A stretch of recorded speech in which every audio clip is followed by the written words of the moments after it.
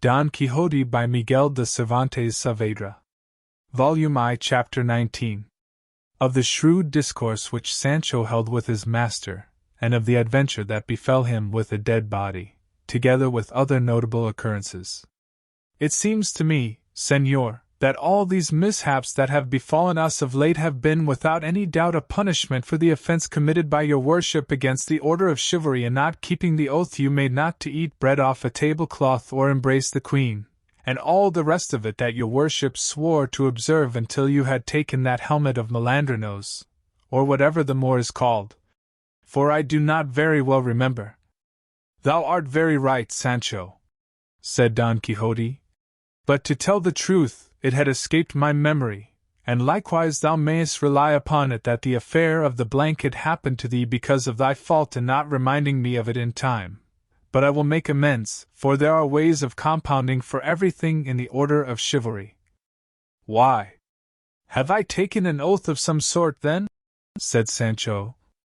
It makes no matter that thou hast not taken an oath, said Don Quixote.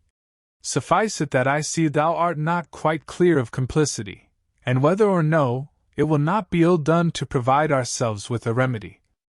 In that case, said Sancho, mind that your worship does not forget this as you did the oath. Perhaps the phantoms may take it into their heads to amuse themselves once more with me, or even with your worship if they see you so obstinate. While engaged in this and other talk, night overtook them on the road before they had reached or discovered any place of shelter, and what made it still worse was that they were dying of hunger, for with the loss of the alforjas they had lost their entire larder and commissariat, and to complete the misfortune they met with an adventure which without any invention had really the appearance of one. It so happened that the night closed in somewhat darkly, but for all that they pushed on, Sancho feeling sure that as the road was the king's highway they might reasonably expect to find someone within a league or two. Going along, then, in this way, the night dark, the squire hungry, the master sharp-set, they saw coming towards them on the road they were travelling a great number of lights which looked exactly like stars in motion. Sancho was taken aback at the sight of them, nor did Don Quixote altogether relish them. The one pulled up his ass by the halter, the other his hack by the bridle, and they stood still, watching anxiously to see what all this would turn out to be, and found that the lights were approaching them, and the nearer they came the greater they seemed, at which spectacle Sancho began to shake like a man dosed with mercury. And Don Quixote's hair stood on end. He, however, plucking up spirit a little, said, "This, no doubt, Sancho, will be a most mighty and perilous adventure, in which it will be needful for me to put forth all my valor and resolution." "Unlucky me," answered Sancho. "If this adventure happens to be one of phantoms, as I am beginning to think it is, where shall I find the ribs to bear it? Be they phantoms ever so much," said Don Quixote, "I will not permit them to touch a thread of thy garments, for if they played tricks with thee the time before, it was because I was unable to leap the walls of the yard. But now we are on a wide plain, where I shall be able to wield my sword as I please." "And if they enchant and cripple you as they did the last time," said Sancho, "what difference will it make being on the open plain or not?" "For all that," replied Don Quixote, "I entreat thee, Sancho, to keep a good heart, for experience will tell thee what mine is." "I will, please God," answered Sancho. And the two retiring to one side of the road set themselves to observe closely what all these moving lights might be, and very soon afterwards they made out some 20 encamisados, all on horseback, with lighted torches in their hands, the awe-inspiring aspect of whom completely extinguished the courage of Sancho, who began to chatter with his teeth like one in the cold fit of an ague. And his heart sank and his teeth chattered still more when they perceived distinctly that behind them there came a litter covered over with black and followed by 6 more mounted figures in mourning down to the very feet of their mules, for they could perceive plainly they were not horses by the easy pace at which they went. And as the encamisados came along they muttered to themselves in a low plaintive tone. This strange spectacle at such an hour and in such a solitary place was quite enough to strike terror into Sancho's heart, and even into his master's. And save in Don Quixote's case, did so, for all Sancho's resolution had now broken down.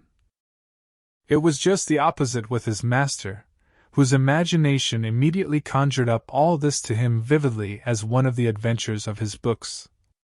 He took it into his head that the litter was a bier on which was borne some sorely wounded or slain knight, to avenge whom was a task reserved for him alone, and without any further reasoning he laid his lance in rest, fixed himself firmly in his saddle, and with gallant spirit and bearing took up his position in the middle of the road where the encamisados must of necessity pass. And as soon as he saw them near at hand he raised his voice and said, "Halt, knights, or whosoever ye may be, and render me account of who ye are, whence ye come, where ye go, what it is ye carry upon that bier, for, to judge by appearances, either ye have done some wrong or some wrong has been done to you, and it is fitting and necessary that I should know, either that I may chastise you for the evil ye have done, or else that I may avenge you for the injury that has been inflicted upon you." "We are in haste," answered one of the encamisados, "and the inn is far off, and we cannot stop to render you such an account as you demand." And spurring his mule he moved on. Don Quixote was mightily provoked by this answer, and seizing the mule by the bridle he said, "Halt, and be more mannerly, and render an account of what I have asked of you, else take my defiance to combat, all of you." The mule was shy, and was so frightened at her bridle being seized that rearing up she flung her rider to the ground over her haunches. An attendant who was on foot, seeing the encamisado fall, began to abuse Don Quixote, who now moved to anger, without any more ado, laying his lance in rest charged one of the men in mourning and brought him badly wounded to the ground, and as he wheeled round upon the others the agility with which he attacked and routed them was a sight to see, for it seemed just as if wings had that instant grown upon Rocinante. So lightly and proudly did he bear himself. The encamisados were all timid folk and unarmed, so they speedily made their escape from the fray and set off at a run across the plain with their lighted torches, looking exactly like maskers running on some gala or festival night.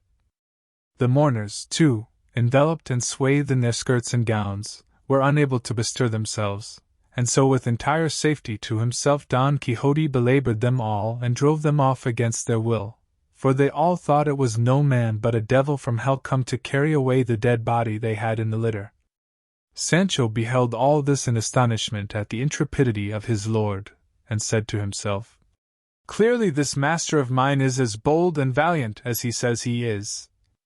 A burning torch lay on the ground near the first man whom the mule had thrown, by the light of which Don Quixote perceived him, and coming up to him he presented the point of the lance to his face, calling on him to yield himself prisoner, or else he would kill him, to which the prostrate man replied, "I am prisoner enough as it is, I cannot stir, for one of my legs is broken. I entreat you, if you be a Christian gentleman, not to kill me, which will be committing grave sacrilege, for I am a licentiate and I hold first orders."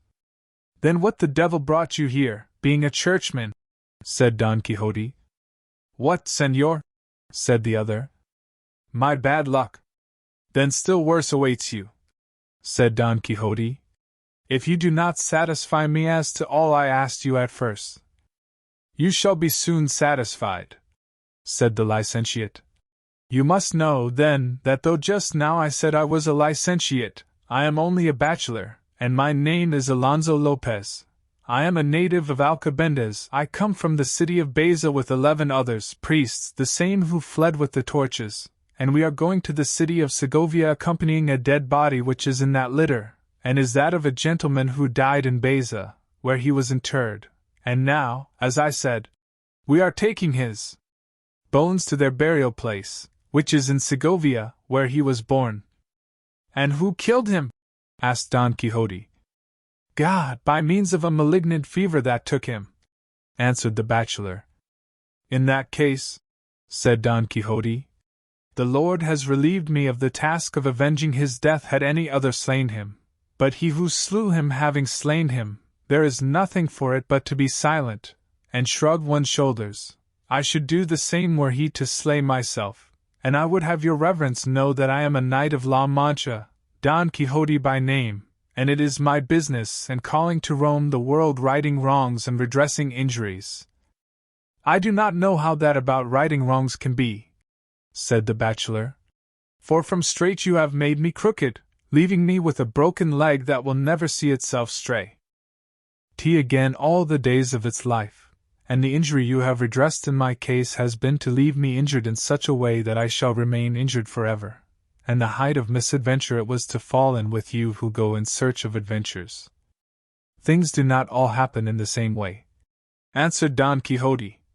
It all came, Sir Bachelor Alonso Lopez, of your going, as you did, by night, dressed in those surplices, with lighted torches, praying, covered with mourning, so that naturally you looked like something evil and of the other world, and so I could not avoid doing my duty in attacking you, and I should have attacked you even had I known positively that you were the very devils of hell, for such I certainly believed and took you to be, as my fate has so willed it, said the bachelor.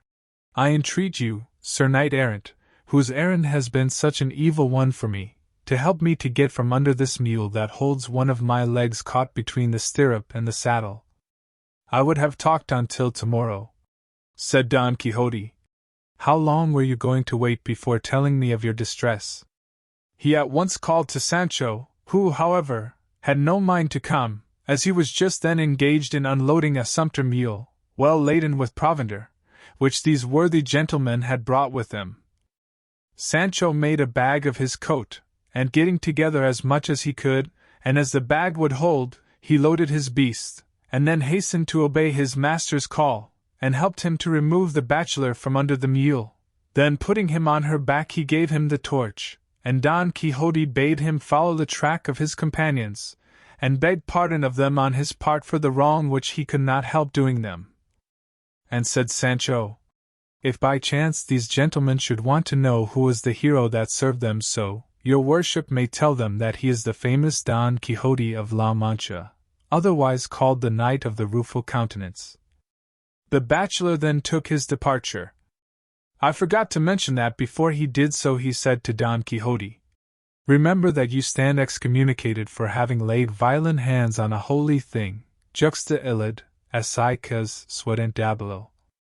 I do not understand that Latin, answered Don Quixote, but I know well I did not lay hands, only this pike. Besides, I did not think I was committing an assault upon priests or things of the church, which, like a Catholic and faithful Christian as I am, I respect and revere, but upon phantoms and spectres of the other world.